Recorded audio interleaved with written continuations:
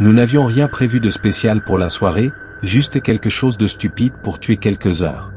Marc avait trouvé un labyrinthe d'Halloween extrême, près d'un parc industriel abandonné, et disait que ce serait drôle. C'était pas cher et pas loin, alors Jenna et moi avons suivi. Le bâtiment ressemblait à un entrepôt oublié, avec une enseigne vacillante clouée de travers au-dessus de la porte. À l'intérieur, une femme blasée nous a donné des bracelets et une lampe de poche à moitié morte. Elle marmonnait les avertissements habituels, ne pas toucher les acteurs. L'air sentait la poussière et l'humidité. Le premier couloir était étroit, bordé de squelettes en plastique suspendus à des fils. Des cris enregistrés grésillaient dans des haut-parleurs cassés.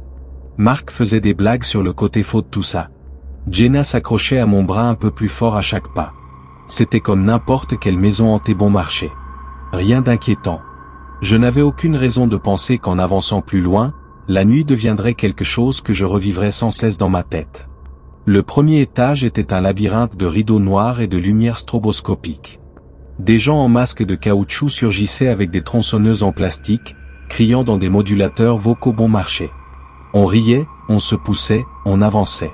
Puis on est arrivé devant un escalier, éclairé par une seule ampoule rouge. Un homme grand, en long manteau sombre, attendait en bas. Son masque ne ressemblait pas aux autres.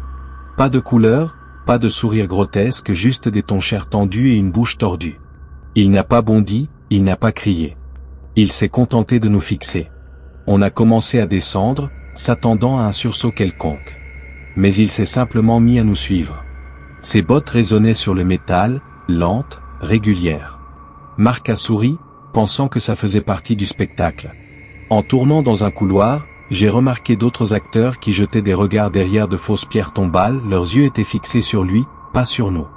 Ils continuaient leur mise en scène, mais leurs visages se sont crispés un instant, comme s'ils doutaient qu'ils fassent vraiment partie de l'équipe.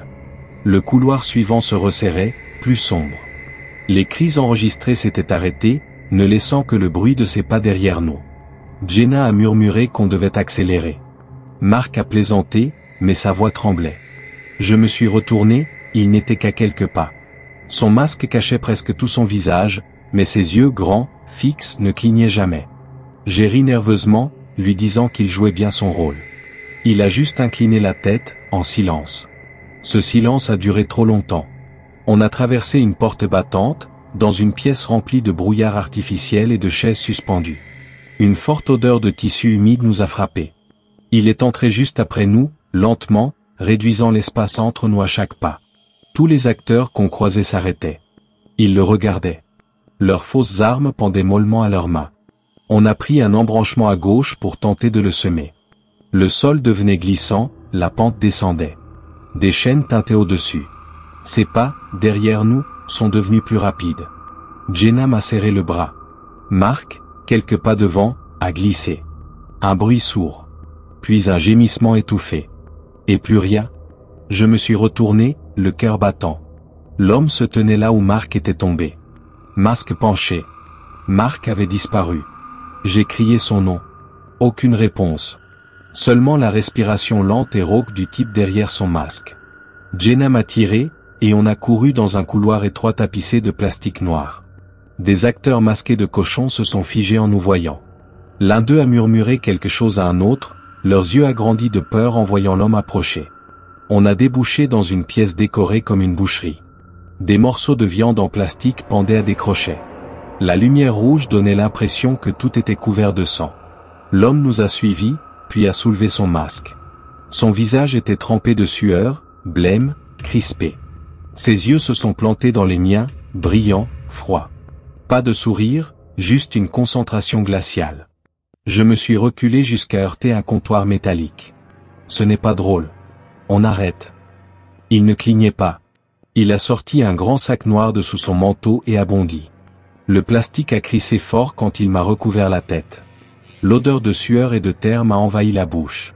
J'ai griffé, j'ai donné des coups, mais sa main me broyait la nuque. Jenna a saisi une barre métallique et l'a frappée à l'épaule. Le choc a fait plier la barre dans un bruit creux, mais assez pour me libérer. Il s'est tourné vers elle d'un mouvement sec, sortant un petit pistolet de son manteau. Le cliquetis du chargeur a résonné net. Le temps s'est figé. J'ai crié, me suis jeté en avant, mais le coup de feu est parti avant que je l'atteigne. Jenna est tombée, le bruit de ses chaussures frappant le béton, une tache rouge s'étendant sur sa chemise. Il a tourné l'arme vers moi. Je me suis jeté derrière un faux congélateur. Une balle a traversé la paroi mince. Une brûlure a explosé dans ma jambe. Je me suis traîné vers une porte de secours, chaque respiration me lacérant la gorge. Ses pas reprenaient, lents, lourds. J'ai défoncé la porte et suis tombé dans un couloir éclairé par des néons d'urgence. Des membres du personnel étaient au fond, leur visage blanchi en voyant le sang. L'un d'eux a crié. « Une arme !» L'homme est sorti derrière moi, pistolet levé. Des cris, des ordres, des échos. Des agents de sécurité ont surgi, armes dégainées. Il a tiré. La balle a frappé le mur à quelques centimètres de ma tête. Les gardes ont riposté en rafale. Le bruit m'a assourdi. L'homme a vacillé, lâché son arme, puis s'est effondré. Des mains m'ont saisi, pressé un tissu sur ma jambe, des voix m'encerclaient. Je cherchais Mark, Jenna. Mais autour de moi, il n'y avait que des inconnus. L'hôpital était lumineux, l'air sentait le désinfectant. Les policiers parlaient, leurs mots se mélangeaient. Mark avait été retrouvé derrière une cloison, mort après une chute dans une trappe de maintenance. Jenna, elle, n'avait pas survécu au trajet vers l'ambulance. L'homme n'avait ni papier, ni billet, ni raison d'être là. Il était entré des heures plus tôt, se mêlant aux visiteurs jusqu'à tomber sur nous. Ils ont trouvé plusieurs chargeurs de rechange dans son manteau. Et moi, je continue d'entendre le bruit de ce sac glissant sur ma tête. La pression de sa main. Le moment où Jenna est tombée. Ça ne me quitte plus.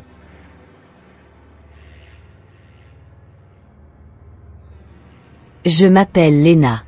J'ai 26 ans aujourd'hui, mais j'en avais 4 de moins quand tout a commencé.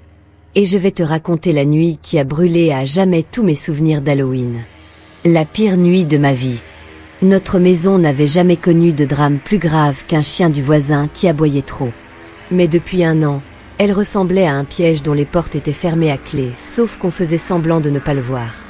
Mon petit frère, Ryan, venait d'avoir 17 ans. On était très proches avant. Je lui avais appris quelques accords de guitare. On se disputait sur des films d'horreur débiles jusqu'à l'aube.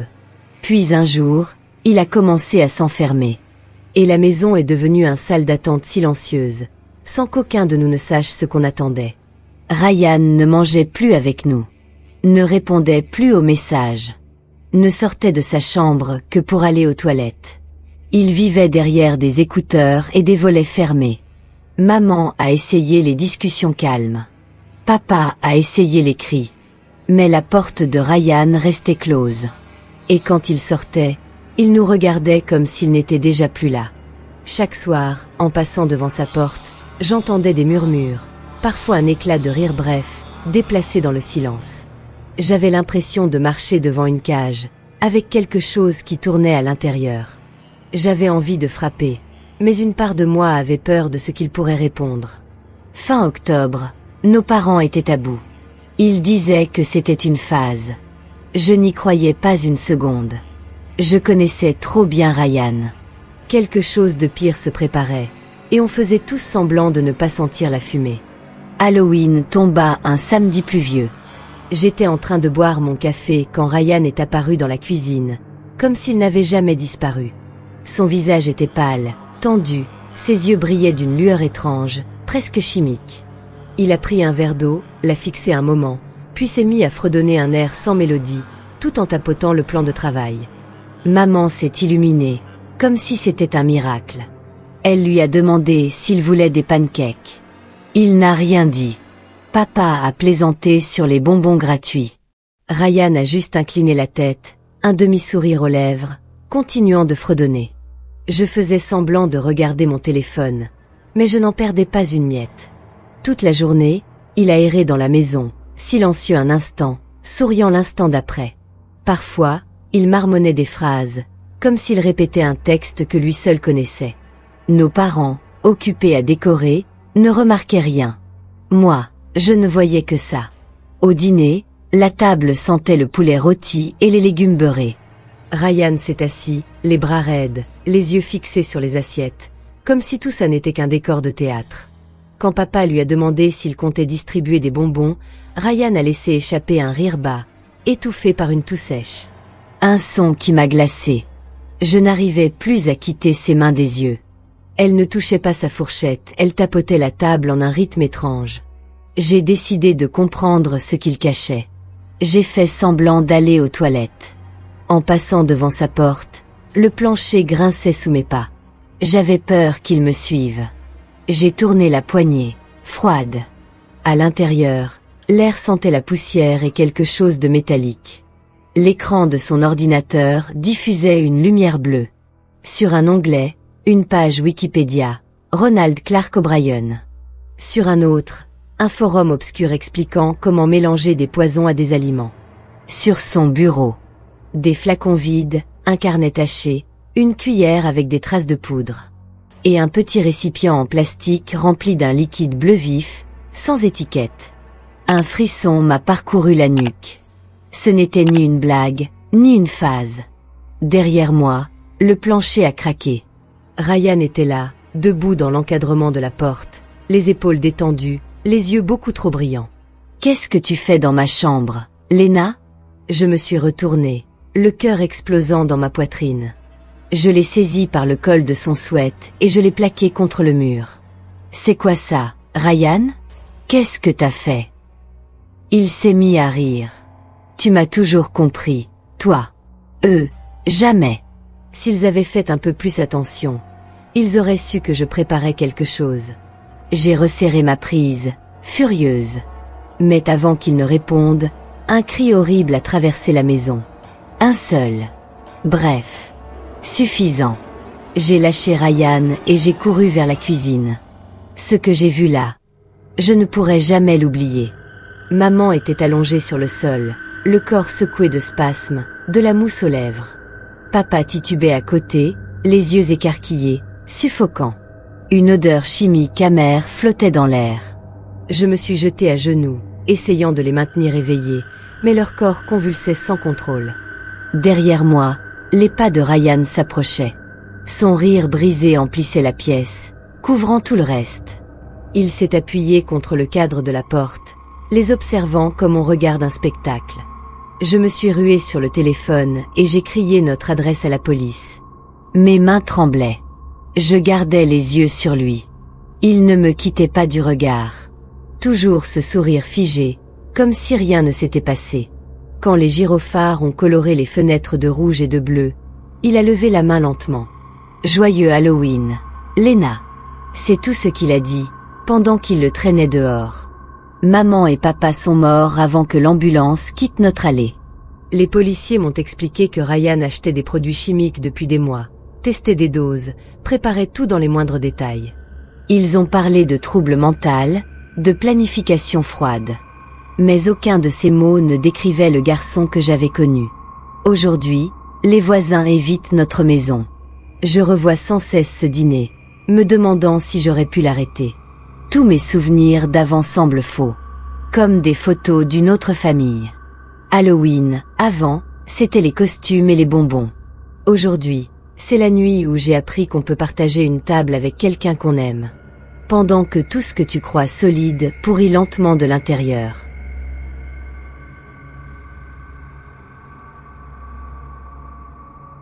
Mon quartier a toujours semblé normal, en apparence du moins. Pelouse bien taillée, soirée calme, et voisins qui saluaient avec de faux sourires. La seule maison qui attirait vraiment mon attention appartenait à Harold Green, un vieil homme que tout le monde évitait. Sa maison restait plongée dans l'obscurité presque toute l'année, jusqu'à ce qu'elle explose littéralement de décorations d'Halloween chaque mois d'octobre. Les voisins le trouvaient bizarre. Les enfants disaient qu'il était dangereux.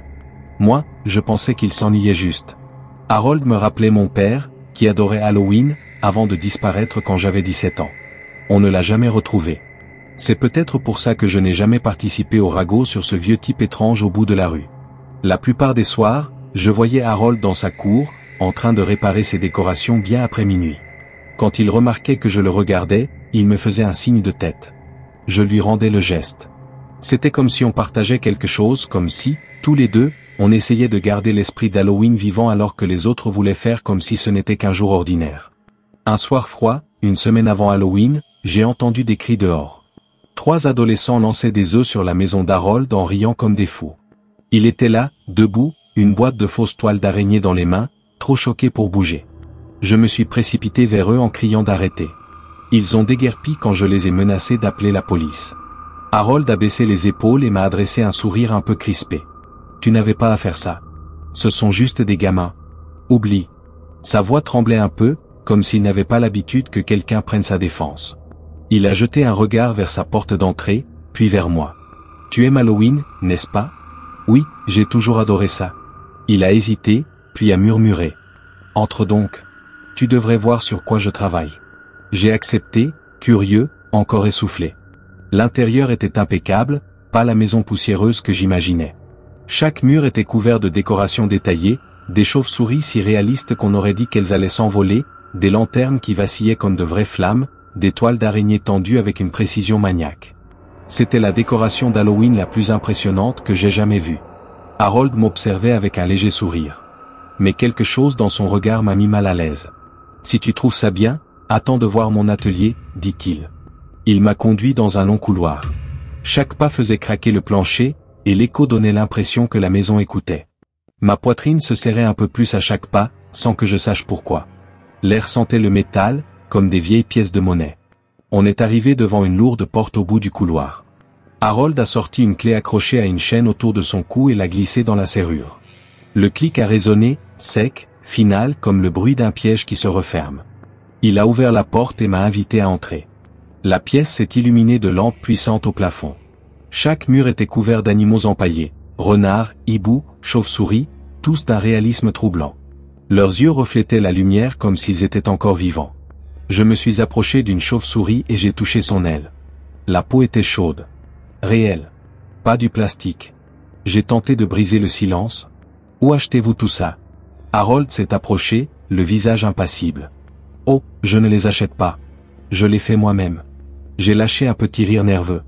Vous voulez dire que vous les sculptez? Sa voix est tombée, grave et calme. De la taxidermie. Le mot m'a percuté comme une pierre dans l'estomac. Je me suis tourné vers le mur latéral, et je me suis figé. Une tête humaine y était accrochée. Peau pâle. Yeux vitreux. Mes genoux ont cédé quand j'ai reconnu la cicatrice sur le menton. C'était mon père. Le sol semblait s'incliner sous mes pieds. J'ai eu la nausée, j'ai chuté, les mains râpant le béton. J'ai vomi, la gorge brûlante, alors que tout tournait autour de moi.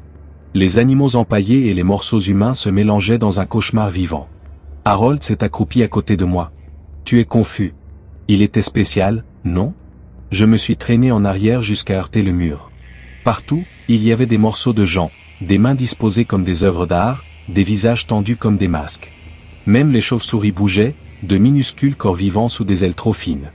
Harold s'est redressé lentement, son sourire s'élargissant, mais ses yeux restaient morts.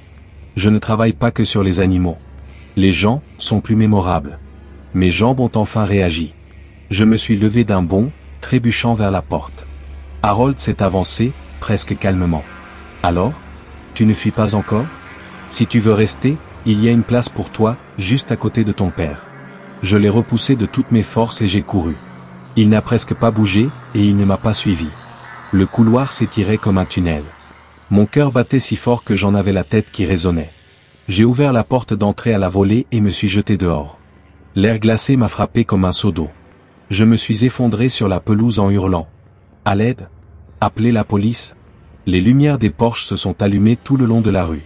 Les voisins sont sortis, l'air confus. J'ai pointé la maison d'Harold, la voix brisée. Il a tué des gens? Mon père est là-dedans. Les téléphones se sont levés, les doigts ont composé. Les sirènes ont retenti au loin. Je suis resté sur la pelouse, tremblant si fort que mes dents claquaient. À travers la fenêtre, j'ai vu Harold assis calmement dans un fauteuil, comme s'il attendait des invités. Quand la police a défoncé la porte, il n'a pas bougé. Ils l'ont sorti menotté. Il m'a regardé, un petit sourire au coin des lèvres. Je suis vieux. Je voulais être inoubliable. Maintenant, je le serai. Personne n'a parlé. Le quartier est resté figé pendant que les officiers scellaient la maison. L'histoire s'est répandue rapidement. Les camions de journalistes ont envahi la rue pendant des jours. Les enquêteurs ont trouvé les restes d'au moins 7 personnes, chacune conservée comme dans un musée macabre. Mon père a été identifié grâce à ses dents. Harold a tout avoué, sans résistance. Il a dit que garder ses œuvres parfaites donnait un sens à sa vie. Il n'a jamais été jugé. Sa santé s'est effondrée en quelques mois. Il est mort à l'hôpital, encore souriant, d'après l'infirmière qui l'a vu partir. Depuis, chaque Halloween, Pin Hollow reste plongé dans le noir. Je n'arrive plus à décorer, ni même à sculpter une citrouille.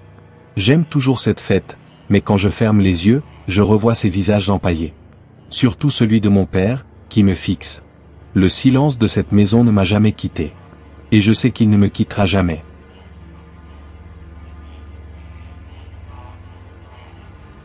Je m'appelle Oliver Scott, et avant de commencer à raconter l'histoire de la nuit d'Halloween 1994, à West Hollywood, en Californie, je veux d'abord que vous compreniez une chose. Pour entendre cette histoire et en saisir toute l'horreur, vous devrez d'abord oublier tout ce que vous croyez vrai et accepter une nouvelle réalité. Une réalité où les choses que nous craignons enfants, les monstres, les fantômes, les histoires qu'on disait inventées existent vraiment. Elles sont simplement si terrifiantes que le monde a choisi, avec le temps, de ne plus y croire. La date était le 31 octobre 1994, et comme chaque année à West Hollywood, l'excitation flottait dans l'air depuis des jours. C'était la nuit qu'on attendait tous, la grande fête d'Halloween. Il devait y avoir au moins 6 fêtes différentes ce soir-là, mais mon ami Martin avait réussi à nous dégoter des invitations pour la fête du manoir Grimsley, ce qui était complètement fou à l'époque. Non seulement la fête se déroulait dans le gigantesque manoir Grimsley, à Beverly Hills, mais tout le monde savait que c'était la soirée. Les meilleurs déguisements, les plus belles filles, la meilleure ambiance. Martin m'a appelé vers 20h pour me dire que lui, Jacob et Randy viendraient me chercher vers 21h. J'ai pris une douche rapide, enfilé mon costume Eric Dravant du film The Crow, et je me suis allumé une cigarette en attendant sur le perron. À 21h pile, leur van est entré dans mon allée. Quand j'ai voulu monter, Martin a passé la main par la fenêtre pour me frapper la cigarette et m'a dit « Allez mec, tu sais que je déteste quand tu fumes près de moi. Pas question que tu ramènes ça dans mon van. » J'ai juste rigolé et je suis monté. Ce n'était pas la première fois qu'il faisait ça, et je n'avais pas envie de gâcher la soirée. Les gars portaient des costumes plutôt simples, Martin en Jason, Jacques en Michael Myers, et Randy en Freddy Krueger. Après 20 minutes de route, de blagues et de musique, on est finalement arrivé devant les grandes grilles du domaine Grimsley. 2 types gardaient l'entrée pour vérifier les invitations. Puis on a roulé lentement jusqu'à la gigantesque maison blanche au centre du domaine, d'où s'échappaient des lumières stroboscopiques et le battement de la musique. La maison faisait 3 étages, avec des fenêtres interminables et un terrain immense. Elle ressemblait plus à un hôtel qu'à une maison.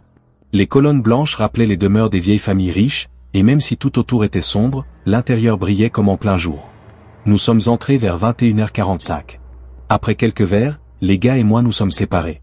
C'est là que j'ai rencontré une fille, dans une pièce à l'étage, Darla. On a tout de suite accroché. On a dansé, bu, ri, profité de la fête. Au bout d'un moment, j'ai eu envie d'aller aux toilettes. Je lui ai demandé « Tu sais où elles sont ?» Elle a hoché la tête. « Oui, il y en a 3 en bas et 2 ici, mais celles du haut doivent avoir la queue, descends plutôt. » Je lui ai lancé un regard surpris. « Tu connais bien l'endroit, dis donc. Tu viens souvent ici ?» Elle a souri. « On peut dire ça comme ça. Je suis Darla Grimsley. C'est ma maison. » Surpris, j'ai juste répondu « Ah, sympa. Bon, je vais chercher ces toilettes alors. » Je suis descendu, pensant retrouver mes potes ensuite. La fête battait son plein. Impossible de reconnaître qui que ce soit dans la foule costumée. J'ai donc décidé de chercher un coin plus calme. Je me suis retrouvé dans un long couloir, bordé de portes de chaque côté.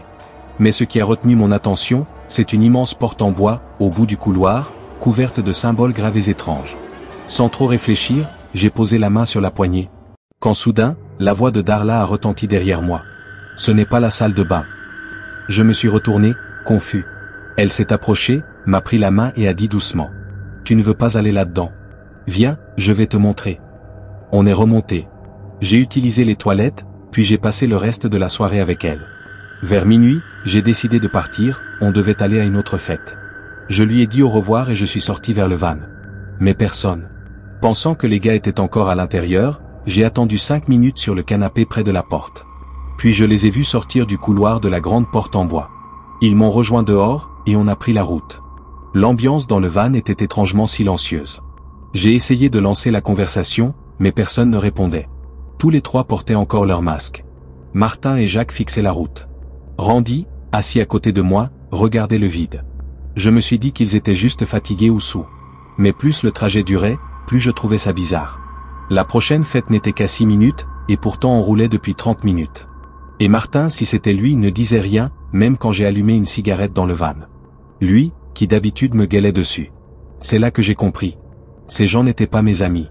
J'ai commencé à paniquer intérieurement, mais je me suis forcé à garder mon calme. J'ai dit d'une voix posée. « Eh mec, je dois pisser, tu peux t'arrêter 2 secondes ?» Silence. J'ai répété plus fort. « Rien. » Alors j'ai fait la seule chose que je pouvais, j'ai saisi le volant et tiré de toutes mes forces. Le van a quitté la route et s'est écrasé violemment. Quand j'ai repris conscience, ma tête saignait. Je me suis extirpé du véhicule tant bien que mal. On venait de sortir de la ville, dans une zone boisée et déserte. Mais avant que je puisse avancer, quelque chose a saisi ma jambe. Je me suis tourné. C'était Martin. Ou ce qu'il en restait. Ses jambes étaient brisées, des os sortaient à travers la chair. Et sous son masque fendu, il n'y avait pas de visage humain. Sa peau était verte, visqueuse, ses yeux recouverts d'écailles, non humains. Il a poussé un cri inhumain et a rampé vers moi. J'ai reculé, terrorisé, incapable de bouger. Un deuxième être est sorti du van, le masque arraché, révélant la même créature monstrueuse. J'étais paralysé, prêt à mourir, quand soudain, 2 phares ont illuminé la route. Une voiture s'est arrêtée. Quelqu'un est sorti, m'a relevé, m'a emmené dans le véhicule. C'était Darla. Pendant les 20 minutes de trajet, elle m'a expliqué la vérité. Selon elle, Halloween n'a pas toujours été une fête. Autrefois, c'était un jour sacré pour ceux qui pratiquaient l'occultisme. Ce jour-là, ils faisaient des sacrifices pour leur divinité. Et la nuit venue, les démons erraient parmi les hommes, obligeant les croyants à porter des masques pour ne pas être possédés. Avec le temps, pour cacher ces rituels, certaines familles ont transformé cette tradition en fête populaire, afin de dissimuler la vérité. Les Grimsley, sa famille, faisaient partie de ces lignées occultes. La fête de cette nuit-là n'était qu'un rituel de sacrifice. Mes amis, m'a-t-elle dit, avaient été offerts dès qu'ils étaient passés derrière la porte. Les créatures que j'avais vues, étaient leur corps possédés.